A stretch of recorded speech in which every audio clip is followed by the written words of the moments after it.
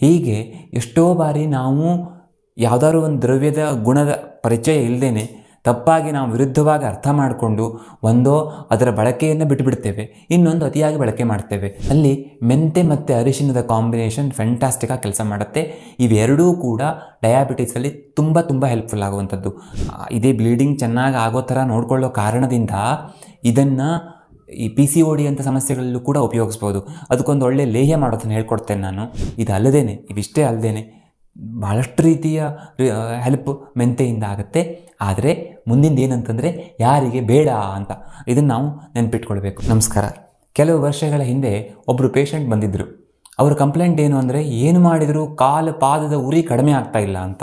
ನಾನು ಅವ್ರ ಹಿಸ್ಟ್ರಿ ಎಲ್ಲ ನೋಡಿದೆ. ಸುಮಾರು 1-2 ವರ್ಷಗಳಿಂದ ಅವರಿಗೆ ಸಮಸ್ಯೆ ಇದೆ. ಎಲ್ಲ ರೀತಿಯ ಸಪ್ಲಿಮೆಂಟ್ಸ್ B12 ಅಂಥದ್ದೆಲ್ಲ ತಗೊಂಡಿದ್ದಾರೆ. ಶುಗರ್ ಇದೆ ಅವರಿಗೆ, ಆದರೆ ಶುಗರ್ ಚೆನ್ನಾಗಿ ಕಂಟ್ರೋಲ್ ಇದೆ. ಶುಗರ್ ಅನ್ಕಂಟ್ರೋಲ್ಡ್ ಆಗಿದ್ದರೆ ಅದರಿಂದ ಡಯಾಬಿಟಿಕ್ ನ್ಯೂರೋಪತಿ ಆಗಿ ಕಾಲಲ್ಲಿ ಉರಿ ಬರ್ತಿದೆ ಅಂತ ಹೇಳ್ಬೋದಿತ್ತು. ಹಾಗೆ ಕೂಡ ಇಲ್ಲ. ಸೊ ಅವರಿಗೆ ನಾನೆಲ್ಲ ಪ್ರಶ್ನೆ ಕೇಳಲಿಕ್ಕೆ ಶುರು ಮಾಡಿದೆ. ಬೆಳಗ್ಗೆಯಿಂದ ರಾತ್ರಿವರೆಗೆ ಏನು ಮಾಡ್ತೀರಿ ಅಂತ. ದಿನಚರಿಯಲ್ಲಿ ಎಲ್ಲೂ ತಪ್ಪಿಲ್ಲ, ನಾನು ಉಷ್ಣ ಆಗದೆ ಇರೋ ಥರ ಎಲ್ಲ ನೋಡ್ಕೊಳ್ತೇನೆ, ನಿಮ್ಮ ವಿಡಿಯೋ ನೋಡಿದ ನಂತರ ಪಾದಾಭ್ಯಂಗ ಕೂಡ ಮಾಡ್ತಾ ಇದ್ದೇನೆ, ಈ ರೀತಿ ಎಲ್ಲ ಹೇಳಿದರು. ಆಮೇಲೆ ಅವರು ಬಹುಶಃ 1-2 ಬಾರಿ ಬಂದ ಮೇಲೆ ಅವರು ಒಂದು ವಿಷಯ ಬಾಯ್ಬಿಟ್ರು. ಏನಂದರೆ, ನನಗೆ ಡಯಾಬಿಟಿಸ್ ಇರುವ ಕಾರಣದಿಂದ ನಾನು ದಿವಸಕ್ಕೊಂದು 3-4 ಚಮಚ ಮೆಂತೆಯನ್ನು ನೆನೆಸಿ ತಗೊಳ್ತೇನೆ ಅಂತ. ಆಗ ನಾನು ಅವ್ರಿಗೆ ಹೇಳಿದೆ, ಅಯ್ಯೋ ನೀವು ಮೆಂತೆ ತಿನ್ನೋದನ್ನು ಬಿಟ್ಬಿಡಿ ಅಂತ. ಆಗ ಅವ್ರಿಗೆ ಶಾಕ್ ಆಯಿತು. ಮೊದಲನೇದಾಗಿ ಡಯಾಬಿಟಿಸ್ಗೆ ಮೆಂತೆ ತುಂಬ ಒಳ್ಳೆಯದು, ನೀವು ಬಿಡಿ ಹೇಳ್ತಿದ್ದೀರಿ ಅಂತ ಇನ್ನೊಂದು ಮೆಂತೆ ತಂಪು, ಹಾಗಾಗಿ ಅದರಿಂದಂತೂ ಪಾದದ ಉರಿ ಆಗ್ಲಿಕ್ಕೆ ಸಾಧ್ಯ ಇಲ್ವಲ್ಲ ಅಂತ. ಆಗ ನಾನು ಅವ್ರಿಗೆ ಹೇಳಬೇಕಾಯ್ತು, ಮೆಂತೆ ಡಯಾಬಿಟಿಸಿಗೆ ಒಳ್ಳೆಯದು ನಿಜ. ಮೆಂತೆಯನ್ನು ನೆನೆಸಿ ಅದನ್ನು ಕೈಯಲ್ಲಿ ಇದು ಮಾಡಿದಾಗ ಅದು ಲೋಳೆ ಥರ ಅನಿಸುತ್ತೆ, ಏನೋ ತಂಪು ಅನ್ನೋ ಫೀಲ್ ಆಗುತ್ತೆ. ತಲೆ ಮೇಲೋ ಮೈ ಮೇಲೋ ಎಲ್ಲಿ ಹಚ್ಕೊಂಡ್ರೂ ತಂಪು ಫೀಲ್ ಆಗುತ್ತೆ. ಆದರೆ ಅದು ತಂಪಲ್ಲ, ಬದಲಿಗೆ ಅದರ ಗುಣ ಉಷ್ಣ ಅಂತ. ಹೀಗೆ ಎಷ್ಟೋ ಬಾರಿ ನಾವು ಯಾವುದಾದ್ರು ಒಂದು ದ್ರವ್ಯದ ಗುಣದ ಪರಿಚಯ ಇಲ್ಲದೇ ತಪ್ಪಾಗಿ ನಾವು ವಿರುದ್ಧವಾಗಿ ಅರ್ಥ ಮಾಡಿಕೊಂಡು ಒಂದೋ ಅದರ ಬಳಕೆಯನ್ನು ಬಿಟ್ಟುಬಿಡ್ತೇವೆ, ಇನ್ನೊಂದು ಅತಿಯಾಗಿ ಬಳಕೆ ಮಾಡ್ತೇವೆ. ಹಾಗಾಗಿ ಇವತ್ತು ನಾವು ಮೆಂತೆಯ ಗುಣಗಳೇನು, ಅದರ ಸ್ಪೆಷಲ್ ಪ್ರಯೋಜನಗಳೇನು, ಅಂದರೆ ಸ್ಪೆಷಲ್ ಪ್ರಯೋಜನಗಳನ್ನು ಮಾತ್ರ ನಾನು ಇವತ್ತು ಹೇಳ್ತೇನೆ. ಅಂದರೆ ಎಲ್ಲ ಪ್ರಯೋಜನಗಳು ಸಿಕ್ಕಾಪಟ್ಟೆ ಇವೆ, ವೆರಿ ಸ್ಪೆಷಲ್ ಪ್ರಯೋಜನಗಳನ್ನು ಮಾತ್ರ ನೋಡೋಣ. ಅಂದರೆ ಯಾವ ರೋಗಗಳಲ್ಲಿ ಅದು ಹೆಚ್ಚು ಹೆಲ್ಪ್ಫುಲ್ ಅಂತ, ಮತ್ತು ಇದನ್ನು ಹೇಗೆ ಬಳಕೆ ಮಾಡಬೇಕು, ಯಾರು ಇದರ ಸೇವನೆಯನ್ನು ಮಾಡೋದು ಬೇಡ, ಇದೆಲ್ಲದರ ಬಗ್ಗೆ ಇವತ್ತು ನಾವು ತಿಳ್ಕೊಳ್ಳೋಣ. ಮೊದಲನೇದಾಗಿ ಇದರ ಗುಣಗಳು. ಇದು ಸ್ನಿಗ್ಧ ಗುಣವನ್ನು ಹೊಂದಿದೆ. ಅಂದರೆ ಜಿಡ್ಡಿನ ಅಂಶ ಒಂದು ಸ್ವಲ್ಪ ಮಟ್ಟಿಗೆ ನಮಗೆ ಸಿಗುತ್ತೆ. ಜಿಡ್ಡಿನ ಅಂಶ ಅಂದರೆ ಎಣ್ಣೆಯಲ್ಲಿರೋ ಜಿಡ್ಡು ಅಂತಲ್ಲ, ಇದು ನಮ್ಮ ದೇಹದಲ್ಲಿರುವ ಡ್ರೈನೆಸ್ ಅನ್ನು ಕಡಿಮೆ ಮಾಡುತ್ತೆ ಅಂತ ನಾವು ಅರ್ಥ ಮಾಡ್ಕೊಳ್ಬೋದು.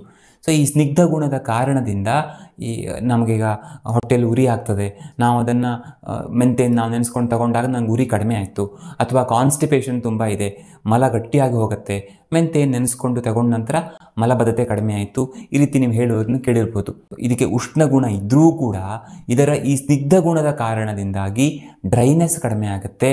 ಹಾಗಾಗಿ ಮಂಡಿ ಅಥವಾ ಯಾವುದೇ ಜಾಯಿಂಟಿನ ಸವಕಳಿ, ಅಥವಾ ಹೊಟ್ಟೆಯಲ್ಲಿ ಡ್ರೈ ಫೀಲ್ ಆಗೋದು, ಮಲಬದ್ಧತೆ, ಈ ಥರ ಹಲವಾರು ಡ್ರೈನೆಸ್ ಸಂಬಂಧಪಟ್ಟ ಸಮಸ್ಯೆಯನ್ನು ಕಡಿಮೆ ಮಾಡುತ್ತೆ. ಮತ್ತು ಉಷ್ಣಗುಣ, ಈ ಗುಣದ ಕಾರಣದಿಂದಾಗಿ ಇದು ಡೈಜೆಷನ್ ಚೆನ್ನಾಗಿ ಆಗೋ ಥರ ನೋಡಿಕೊಳ್ಳುತ್ತೆ. ಮತ್ತು ಈ ಸ್ನಿಗ್ಧ ಉಷ್ಣ ಇದೆರಡು ಗುಣಗಳಿರುವ ಕಾರಣದಿಂದ ಕಫವಾತ ದೋಷಗಳನ್ನು ಕಂಟ್ರೋಲ್ ಮಾಡುತ್ತೆ. ಉಷ್ಣ ಗುಣದ ಕಾರಣದಿಂದ ಪಿತ್ತ ದೋಷವನ್ನು ಹೆಚ್ಚು ಮಾಡುತ್ತೆ.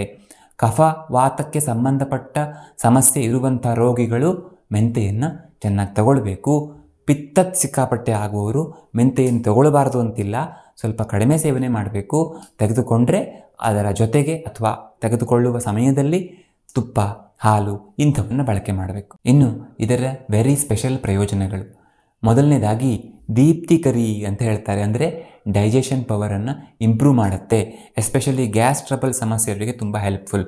ಬಹಳಷ್ಟು ಜನರಿಗೆ ಅಸಿಡಿಟಿ ತುಂಬ ಇದೆ, ಹಾಗಾಗಿ ನನಗೆ ತಗೊಂಡಿದ್ದು ಜೀರ್ಣ ಆಗಲ್ಲ, ಹುಳಿ ತೇಗ್ ಬರುತ್ತೆ, ಬಾಯಿ ಕಹಿ ಅನಿಸುತ್ತೆ, ಊಟ ಮಾಡಿದ್ದು ಹಾಗೇ ಇದ್ದಂಗೆ ಅನಿಸುತ್ತೆ, ಈ ಥರದೆಲ್ಲ ಕಂಪ್ಲೇಂಟ್ ಇರುತ್ತಲ್ಲ, ಅಂಥವರು ಎಸ್ಪೆಷಲಿ ಹೊಟ್ಟೆಯಲ್ಲಿ ಉರಿ, ಡ್ರೈನೆಸ್ ಫೀಲ್ ಆಗುವಂಥವರು 1 ಚಮಚದಷ್ಟು ಮೆಂತೆಯನ್ನು ರಾತ್ರಿ ನೀರಲ್ಲಿ ನೆನೆಸಿಟ್ಟು ಬೆಳಿಗ್ಗೆ ಅದನ್ನು ಚೆನ್ನಾಗಿ ಹಿಚುಕಿ, ಅಥವಾ ಹಾಗೆ ಆದರೂ ಪರವಾಗಿಲ್ಲ, ಲೋಳೆ ಆಗುತ್ತೆ, ಅದನ್ನು ಬೆಳಿಗ್ಗೆ ಸೇವನೆ ಮಾಡಬೇಕು. ಸಾಧ್ಯ ಆದರೆ ಒಂದು ಸ್ವಲ್ಪ ಆರ್ಗ್ಯಾನಿಕ್ ಶುಗರ್ ಅದನ್ನು ಹಾಕ್ಕೊಂಡು, ಬ್ರೌನ್ ಶುಗರ್ ಅಂತ ಸಿಗುತ್ತಲ್ಲ, ಅದನ್ನು ಹಾಕ್ಕೊಂಡು 1/4 ಚಮಚದಷ್ಟು ಸೇವನೆ ಮಾಡೋದು ಇನ್ನೂ ಒಳ್ಳೆಯದು. ಈ ಥರ ಮಾಡೋದರಿಂದ ಸ್ನಿಗ್ಧ ಗುಣ ಮತ್ತು ಈ ಥರ ಡೈಜೆಷನ್ ಇಂಪ್ರೂವ್ ಮಾಡುವಂಥ ಗುಣದ ಕಾರಣದಿಂದ ಡೈಜೆಷನ್ ಸರಿಯಾಗಿ ಆಗುತ್ತೆ, ಜೊತೆಗೆ ಎಸಿಡಿಟಿ ಕೂಡ ಕಡಿಮೆ ಆಗುತ್ತೆ. ಇನ್ನು ಭಾಳಷ್ಟು ಜನರಿಗೆ ಗ್ಯಾಸ್ ತುಂಬಿಕೊಳ್ಳುತ್ತೆ ಹೊಟ್ಟೆಯಲ್ಲಿ. ಈ ಶುಗರ್ ಇದ್ದೇ ಗ್ಯಾಸ್ ತುಂಬಿಕೊಳ್ಳುತ್ತೆ. ಇದಕ್ಕೇನು ಮಾಡಬೇಕು ಅಂತಾದರೆ ಅದಕ್ಕೆ ಈ ಮೆಂತೆಯ ಪುಡಿ ಒಂದು ಅರ್ಧ ಚಮಚ, ಅದಕ್ಕೆ ಒಂದು ಕಾಲು ಚಮಚದಷ್ಟು ಶುಂಠಿ ಪುಡಿ ಮತ್ತು ಓಂ ಕಾಳಿನ ಅಜ್ವಾನ್ ಅದರ ಪುಡಿಯನ್ನು ಹಾಕ್ಕೊಂಡು ಬಿಸಿನೀರಲ್ಲಿ ಸೇವನೆ ಮಾಡಬಹುದು ಖಾಲಿ ಹೊಟ್ಟೆಯಲ್ಲಿ. ಅಥವಾ ಊಟದ ಕೊನೆಯಲ್ಲಿ ಮಜ್ಜಿಗೆಗೆ ಈ ಕಾಂಬಿನೇಷನನ್ನು ಹಾಕ್ಕೊಂಡು ಕೂಡ ತೆಗೆದುಕೊಳ್ಳಬಹುದು ನಿಧಾನವಾಗಿ. ಅಂದರೆ ಒಂದು 15 ದಿವಸ ತಿಂಗಳ ಹೊತ್ತಿಗೆ ಗ್ಯಾಸ್ ಟ್ರಬಲ್ ಕಡಿಮೆ ಆಗ್ತಾ ಹೋಗೋದು ಗೊತ್ತಾಗತ್ತೆ. ತುಂಬ ಅನುಕೂಲ ಆಗುತ್ತೆ. ಮೋಷನ್ ಕೂಡ ಈಸಿಯಾಗಿ ಆಗಲಿಕ್ಕೆ ಸಹಾಯ ಆಗುತ್ತೆ. ಇನ್ನು ಬಾಣಂತಿಯರಿಗೆ ತುಂಬ ಹೆಲ್ಪ್ಫುಲ್. ಯಾಕೆ ಅಂದರೆ ಇದು ಬ್ಲೀಡಿಂಗ್ ಚೆನ್ನಾಗಿ ಆಗೋ ಥರ ನೋಡ್ಕೊಳ್ಳುತ್ತೆ. ಹಾಗಾಗಿ ಬಾಣಂತಿಯರಿಗೆ ಡೆಲಿವರಿ ಆದ ನಂತರ ಗರ್ಭಾಶಯ ಕ್ಲೀನ್ ಆಗಲಿಕ್ಕೆ ಇದು ತುಂಬ ಹೆಲ್ಪ್ ಮಾಡುತ್ತೆ. ಇದೇ ಬ್ಲೀಡಿಂಗ್ ಚೆನ್ನಾಗಿ ಆಗೋ ಥರ ನೋಡ್ಕೊಳ್ಳೋ ಕಾರಣದಿಂದ ಇದನ್ನು ಈ PCOD ಅಂತ ಸಮಸ್ಯೆಗಳಲ್ಲೂ ಕೂಡ ಉಪಯೋಗಿಸ್ಬೋದು. ಅದಕ್ಕೊಂದು ಒಳ್ಳೆ ಲೇಹ್ಯ ಮಾಡೋದನ್ನು ಹೇಳ್ಕೊಡ್ತೇನೆ ನಾನು. ಆ ಲೇಹ್ಯವನ್ನು ಬಾಣಂತಿಯರು, ಸರಿಯಾಗಿ ಬ್ಲೀಡಿಂಗ್ ಆಗಲ್ಲ ಅನ್ನುವಂಥವ್ರು, PCOD ಅಂತ ಸಮಸ್ಯೆ ಇರುವವರು, 2-3 ತಿಂಗಳಿಗೊಂದ್ಸಲ ಬ್ಲೀಡಿಂಗ್ ಆಗುವಂಥವ್ರು, ಪೀರಿಯಡ್ಸ್ ಹತ್ತಿರ ಬಂದಾಗ ತ್ರಾಸಾಗುತ್ತೆ, ಹೊಟ್ಟೆ ನೋವು ತುಂಬ ಬರುತ್ತೆ ಅನ್ನುವಂಥವರಿಗೆ ಇದು ತುಂಬ ಹೆಲ್ಪ್ಫುಲ್. ಒಂದು ಚಿಕ್ಕ ಲೋಟದಲ್ಲಿ 1 ಲೋಟ ಆಗುವಷ್ಟು ಮೆಂತೆಯನ್ನು ತಗೊಂಡು ಅದನ್ನು ನೀರಿನಲ್ಲಿ ನೆನೆಸಬೇಕು. ಇವತ್ತು ರಾತ್ರಿ ನೆನೆಸಿದ್ರೆ ಬೆಳಿಗ್ಗೆ ಅದೇನು ಚೆನ್ನಾಗಿ ಸಾಫ್ಟ್ ಆಗಿರುತ್ತಲ್ಲ ಅದನ್ನು ಚೆನ್ನಾಗಿ ರುಬ್ಬಿಕೊಳ್ಬೇಕು. ಚೆನ್ನಾಗಿ ಅದು ಪೇಸ್ಟ್ ಆದ ನಂತರ ಯಾವ ಲೋಟದಲ್ಲಿ ಮೆಂತೆಯನ್ನು ಹಾಕಿದ್ರೋ ಅದೇ ಲೋಟದಲ್ಲಿ 4 ಲೋಟ ಜೋನಿ ಬೆಲ್ಲ ಅದನ್ನು ಹಾಕಿ ಕಾಯಿಸಬೇಕು. ಚೆನ್ನಾಗಿ ಪಾಕ ಬರ್ತದೆ ಅನ್ನೋವಾಗ ಅದಕ್ಕೆ 4 ಲೋಟ ತುಪ್ಪ ಹಾಕಬೇಕು. ತುಂಬ ಅನಿಸ್ಬೋದು ನಿಮಗೆ, ಬಟ್ ಬೇಕು. ಯಾಕೆಂದರೆ ಈ ಮೆಂತೆ ಇದೆಯಲ್ಲ, ಇದು ಪಿತ್ತವನ್ನು ತುಂಬ ಹೆಚ್ಚು ಮಾಡೋ ಚಾನ್ಸಸ್ ಇರುತ್ತೆ, ಅದಕ್ಕಾಗಿ ಬೇಕು. ಆ ಥರ ಹಾಕಿ ಅದನ್ನು ಚೆನ್ನಾಗಿ ಮಿಕ್ಸ್ ಮಾಡಿ ಕೆಳಗಿಳಿಸಬೇಕು. ನಿಮಗೆ ಅಜೀರ್ಣದ ಸಮಸ್ಯೆ ಇದೆ ಅಥವಾ ಗ್ಯಾಸ್ ತುಂಬ ಆಗುತ್ತೆ ಅಂತಾದರೆ ಅದಕ್ಕೆ, ಅಥವಾ ಅಲರ್ಜಿ ಸಮಸ್ಯೆ ಇದೆ, ಈ ಥರದ್ದೆಲ್ಲ ಇದ್ದರೆ ಬೇಕಿದ್ದರೆ ಕಾಳುಮೆಣಸಿನ ಪುಡಿ ಒಂದು ಸ್ವಲ್ಪ ಹಾಕ್ಕೊಳ್ಬೋದು. ಜೀರಿಗೆ ಪುಡಿ, ಶುಂಠಿ ಪುಡಿ, ಹಿಪ್ಲಿ ಪುಡಿ ಇಂಥವುಗಳನ್ನು ತುಪ್ಪ ಹಾಕುವಾಗಲೇ ಹಾಕಿ ಚೆನ್ನಾಗಿ ಮಿಕ್ಸ್ ಮಾಡಿ ಕೆಳಗಿಳಿಸ್ಕೊಳ್ಳೋದು. ಇದನ್ನು ಬೆಳಿಗ್ಗೆ 1 ಚಮಚ, ರಾತ್ರಿ 1 ಚಮಚ ಆಹಾರದ ಮೊದಲು ತಿಂದು 1 ತಾಸು ಮೊದಲು ಹೀಗೆ ತಿಂದು 1 ಲೋಟ ಬೆಚ್ಚಗಿನ ಹಾಲನ್ನು ಸೇವನೆ ಮಾಡಬೇಕು. ಯಾಕೆಂದರೆ ಇದು ಅಲ್ಲಿಯೂ ಕೂಡ ಹಾಗೆ ಈ ಮೆಂತೆಯ ಕಾರಣದಿಂದ ಪಿತ್ತ ಹೆಚ್ಚಾಗಿ ಬರೋದಲ್ಲ, ಹಾಗಾಗಿ ಹಾಲು ಕುಡಿಬೇಕು ಅಂತ. ಇದೇ ಅತಿಯಾಗಿ ಕಫ ಮತ್ತು ವಾತ ದೋಷ ಹೆಚ್ಚಿರುವಂಥವರು ಅಥವಾ ಮಳೆಗಾಲದಲ್ಲಿ ಈ ಹಾಲು ಕುಡಿಯೋದು ತೊಂದರೆ ಇಲ್ಲ, ಬಿಸಿನೀರು ಕುಡಿದ್ರೂ ನಡೀತದೆ. ಬಟ್ ಬಾಣಂತಿಯರು ಹಾಲನ್ನು ಕುಡಿಯೋದು ಒಳ್ಳೆಯದು. ಮತ್ತು ಇದರಿಂದ ಬ್ರೆಸ್ಟ್ ಮಿಲ್ಕ್ ಪ್ರೊಡಕ್ಷನ್ ಕೂಡ ತುಂಬ ಚೆನ್ನಾಗಾಗತ್ತೆ. ಸೊ ಎದೆ ಹಾಲು ಇಲ್ಲ ಅನ್ನುವಂಥವರು ಇದನ್ನು ಸೇವನೆ ಮಾಡಬಹುದು, ತುಂಬ ಅನುಕೂಲ. ಇನ್ನು ಕೂದಲಿನ ವಿಷಯದಲ್ಲಿ ಇದು ತುಂಬ ಹೆಲ್ಪ್ಫುಲ್. ನಿಮಗೆಲ್ಲ ಗೊತ್ತಿದೆ ಬಹುಶಃ. ಭಾಳಷ್ಟು ಕಡೆ ಒಂದು ಸಾಂಪ್ರದಾಯಿಕ ಪದ್ಧತಿ ಇದೆ. ಏನು ಮಾಡ್ತಾರೆ ಅಂತಂದರೆ, ಒಂದು ಅಗಲವಾದ ಪಾತ್ರೆ, ಅದರಲ್ಲಿ ಕೊಬ್ಬರಿ ಎಣ್ಣೆ ಹಾಕ್ತಾರೆ. ಆಮೇಲೆ ಅದಕ್ಕೆ ಮೆಂತೆ ಹಾಕಿ ಒಂದು 4-5 ದಿವಸ, 1 ವಾರವೋ ಅದನ್ನು ಬಿಸಿಲು ಬೀಳೋ ಕಡೆ ಇಡ್ತಾರೆ. ಭಾಳಷ್ಟು ವಾದ ಇದೆ, ಬಿಸಿಲು ಕೊಬ್ಬರಿ ಎಣ್ಣೆ ಮೇಲೆ ಬಿದ್ದರೆ ಅಥವಾ ಯಾವುದೇ ಎಣ್ಣೆ ಮೇಲೆ ಬಿದ್ದರೆ, ತುಂಬ ಹೊತ್ತು ಆಗಿದ್ದರೆ ಎಣ್ಣೆಯ ಕ್ವಾಲಿಟಿ ಹಾಳಾಗತ್ತೆ ಅಂತ. ಬಟ್ ಕೂದಲಿನ ವಿಷಯಕ್ಕೆ ನಾವು ಅದನ್ನು ಉಪಯೋಗಿಸ್ಬೋದು. ಸೊ ಈ ಥರ ಮಾಡಿ ಮೆಂತೆಯನ್ನು ಹಾಗೆ ಇಟ್ಟು ಆ ಎಣ್ಣೆಯನ್ನು ಕೂದಲಿನ ವಿಷಯಕ್ಕೆ ಬಳಕೆ ಮಾಡಿದ್ರೆ ಅನುಕೂಲ ಆಗುತ್ತೆ ಅಂತ. ಆ್ಯಕ್ಚುಲಿ ನಾನು ಯಾರಿಗೂ ಈ ಥರ ಪೇಷಂಟ್ಸಿಗೆ ಇದನ್ನು ಮಾಡಿಕೊಟ್ಟು ನೋಡಿಲ್ಲ, ನೀವು ಮಾಡಿ ನೋಡ್ಬೋದು. ಬಟ್ ಈ ಥರದ ಒಂದು ಪದ್ಧತಿ ಅಂತೂ ಇದೆ. ಸುಮ್ಮನೆ ಇದನ್ನು ಆ ಪದ್ಧತಿ ರೂಢಿ ಆಗಿರಲಿಕ್ಕಿಲ್ಲ ಅಥವಾ ಆ ಪದ್ಧತಿ ಬೆಳೆದು ಬಂದಿರಲಿಕ್ಕಿಲ್ಲ. ಆದರೆ ತೈಲ ಮಾಡೋವಾಗ, ನಾವು ತೈಲ ಪಾಕ ಅಂತ ಮಾಡ್ತೀವಲ್ಲ, ಅದನ್ನು ಮಾಡೋವಾಗ, ಅಂದರೆ ನಾನು ಕೆಲವು ತೈಲಗಳನ್ನು ಮಾಡೋದು ಹೇಗೆ ಅಂತ ವಿಡಿಯೋ ಮಾಡಿದ್ದೇನೆ. ಉದಾಹರಣೆಗೆ ಭೃಂಗಾಮಲಕ ತೈಲ ಅಥವಾ ಯಾವುದೇ ರೀತಿಯ ತೈಲಗಳನ್ನು ಮಾಡುವಾಗ ಅದನ್ನು ಈಗ ಎಕ್ಸ್ಪ್ಲೇನ್ ಮಾಡಲಿಕ್ಕೆ ಸಾಧ್ಯ ಇಲ್ಲ. ನೀವು ಮನೆಯಲ್ಲಿ ಉದಾಹರಣೆಗೆ ನೆಲ್ಲಿಕಾಯಿ ರಸ, ಭೃಂಗರಾಜದ ರಸ ಇದನ್ನೆಲ್ಲ ಹಾಕಿ ನೀವು ಎಣ್ಣೆ ಪ್ರಿಪೇರ್ ಮಾಡ್ತೀರಿ ಅಂತಾದರೆ ಆವಾಗ ಇದನ್ನು ಒಂದು ಸ್ವಲ್ಪ ನೀರಿನಲ್ಲಿ ನೆನೆಸು ರುಬ್ಬಿ ಹಾಕಿ ತೈಲ ಪಾಕದಲ್ಲಿ ಉಪಯೋಗಿಸಬಹುದು. ಅಥವಾ ಹಾಗೆ ನೇರವಾಗಿ ಅದನ್ನು ಹಾಕಿ ತೈಲ ಪಾಕವನ್ನು ಮಾಡ್ಬೋದು. ಆದರೆ ಒಂದು ನೆನಪಿಟ್ಕೊಳ್ಬೇಕು, ನಾವು ಯಾವುದನ್ನೇ ಏನನ್ನೇ ಹಾಕಿದರೂ ನೀರಿನ ಅಂಶ ಆವಿಯಾಗುವವರೆಗೆ ಮಾತ್ರ ಎಣ್ಣೆಯನ್ನು ಬೆಂಕಿಯ ಮೇಲೆ ಇಟ್ಟು ಕಾಯಿಸಬೇಕು. ಭಾಳಷ್ಟು ಜನ ಏನು ಮಾಡ್ತಾರೆ ಅಂತಂದರೆ, ನಾನು ಮೆಂತೆ ಎಣ್ಣೆ ಮಾಡಿದ್ದೇನೆ ಅಂಥೇಳಿ ಎಣ್ಣೆಗೆ ಮೆಂತೆಯನ್ನು ಹಾಕಿ ಫ್ರೈ ಮಾಡೋ ಥರ, ಅಂದರೆ ನೀರಿನ ಅಂಶ ಇರೋದೇ ಇಲ್ಲ ಪಾತ್ರೆಯಲ್ಲಿ, ಹಾಗೆ ಮಾಡಬಾರ್ದು.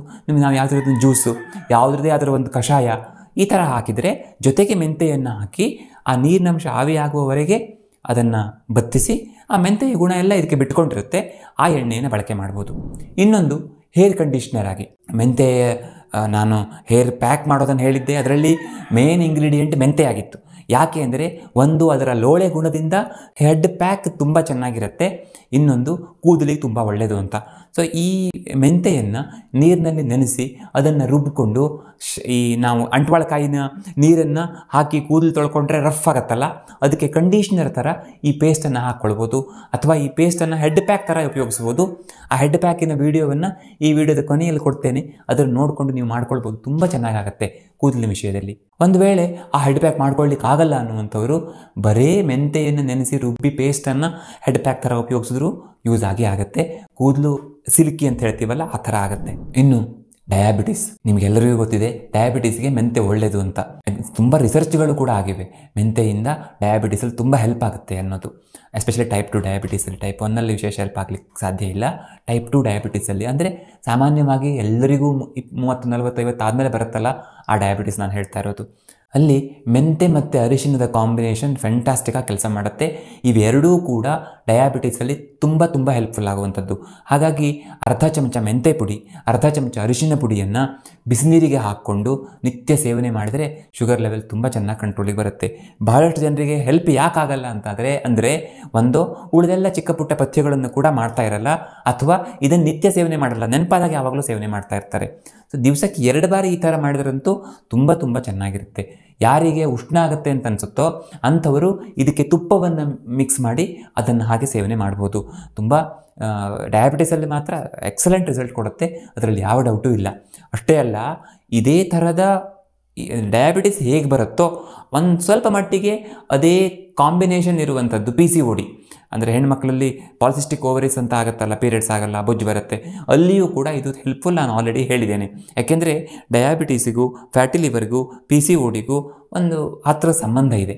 ಹಾಗಾಗಿ ಮತ್ತು ಕೊಲೆಸ್ಟ್ರಾಲ್, ಬೊಜ್ಜು ಇದೆರಡರಲ್ಲೂ ಹೆಲ್ಪ್ ಆಗುತ್ತೆ ಅಂತ ರಿಸರ್ಚ್ಗಳು ಹೇಳ್ತವೆ, ಅದರ ಗುಣ ಕೂಡ ಹೇಳುತ್ತೆ. ಇನ್ನು ವಾತ ರೋಗ ಪ್ರಣಾಶಿನಿ ಅಂತ ಹೇಳ್ತಾರೆ, ಅಂದರೆ ವಾತ ರೋಗವನ್ನು ಕಂಟ್ರೋಲ್ ಮಾಡುತ್ತೆ, ಕಡಿಮೆ ಮಾಡುತ್ತೆ ಅಂತ. ಆ ವಾತ ರೋಗ ಕಡಿಮೆ ಆಗಬೇಕು ಅಂತಾದರೆ ಇದರ ಜೊತೆಗೆ ತುಪ್ಪವನ್ನು ಬಳಕೆ ಮಾಡಲೇಬೇಕು, ಅಥವಾ ಎಣ್ಣೆಯನ್ನು ಬಳಕೆ ಮಾಡಬೇಕು. ಶುದ್ಧವಾದ ಎಳ್ಳೆಣ್ಣೆ ತುಂಬ ಹೆಲ್ಪ್ಫುಲ್, ಕೊಬ್ಬರಿ ಎಣ್ಣೆ ಆದರೂ ನಡೀತದೆ. ಸೊ ಇದು ಮೆಂತೆಯ ಲೇಹ್ಯ ಮಾಡಿಕೊಂಡು ಅಥವಾ ಮೆಂತೆಯ ಪುಡಿಯನ್ನು ತುಪ್ಪ ಜೊತೆಗೆ ತಿಂದು ಬಿಸಿ ಹಾಲು ಕುಡಿಯೋದು, ಈ ಥರದ ಆ್ಯಕ್ಟಿವಿಟೀಸ್ ಮಾಡೋದ್ರಿಂದ ವಾತರೋಗ ಶಮನ ಆಗುತ್ತೆ. ಮೈಕೆ ನೋವು, ಮಂಡಿ ನೋವು, ಸೊಂಟ ನೋವು, ಅಥವಾ ದೇಹ ಒಂಥರ ಬಿರಿದಂಗೆ ಅನಿಸುತ್ತೆ, ಈ ಥರದ ಕಂಪ್ಲೇಂಟ್ಸಲ್ಲಿ ತುಂಬ ಹೆಲ್ಪ್ಫುಲ್. ಇವಿಷ್ಟೇ ಅಲ್ಲದೇ ಭಾಳಷ್ಟು ರೀತಿಯ ಹೆಲ್ಪ್ ಮೆಂತೆಯಿಂದ ಆಗುತ್ತೆ. ಆದರೆ ಮುಂದಿಂದು ಏನಂತಂದರೆ ಯಾರಿಗೆ ಬೇಡ ಅಂತ, ಇದನ್ನು ನಾವು ನೆನಪಿಟ್ಕೊಳ್ಬೇಕು. ಯಾಕೆಂದರೆ ಯಾರು ತೊಗೊಳ್ಬಾರ್ದು ಅಂತ ಗೊತ್ತಿಲ್ಲದೆ ಹೋದರೆ ನಮಗೆ ಆವಾಗ ಇದರಿಂದ ತುಂಬ ಒಳ್ಳೆಯ ಪ್ರಯೋಜನ ತಗೊಂಡು ಸಮಸ್ಯೆ ಆಗ್ಬೋದು. ವಿಶೇಷವಾಗಿ ಗರ್ಭಿಣಿಯರು ಇದನ್ನು ಅತಿಯಾಗಿ ಬಳಕೆ ಮಾಡಬಾರ್ದು.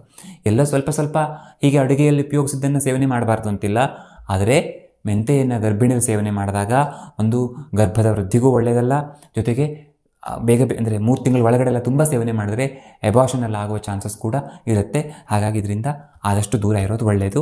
ಅಡುಗೆಯಲ್ಲಿ ಅಪರೂಪಕ್ಕೆ ಬಳಕೆ ಮಾಡಿದಾಗ ತಿನ್ನೋದು ಒಳ್ಳೆಯದಲ್ವೇನೋ, ತಿನ್ಬಿಟ್ರೆ ಏನೋ ಆಗಿಬಿಡುತ್ತೇನೋ, ಎಬಾರ್ಷನ್ ಆಗಿಬಿಟ್ರೆ ಹಾಗೆಲ್ಲ ಯೋಚನೆ ಮಾಡೋ ಅವಶ್ಯಕತೆ ಇಲ್ಲ. ಒಂದು ಸ್ವಲ್ಪ ಪ್ರಮಾಣದಲ್ಲಿ ಏನೂ ತೊಂದರೆ ಇಲ್ಲ.